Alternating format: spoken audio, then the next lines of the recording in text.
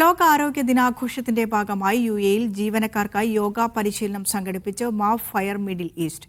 അൽഖിസൈനിലെ Leader Fitness and Leisure ക്ലബ്ബിലായിരുന്നു പരിശീലന പരിപാടി നടന്നത്. ജീവനക്കാരുടെ ശാരീരികവും മാനസികവുമായ ആരോഗ്യത്തിന് മുൻഗണന നൽകിക്കൊണ്ടാണ് കമ്പനി പരിപാടി സംഘടിപ്പിച്ചത്.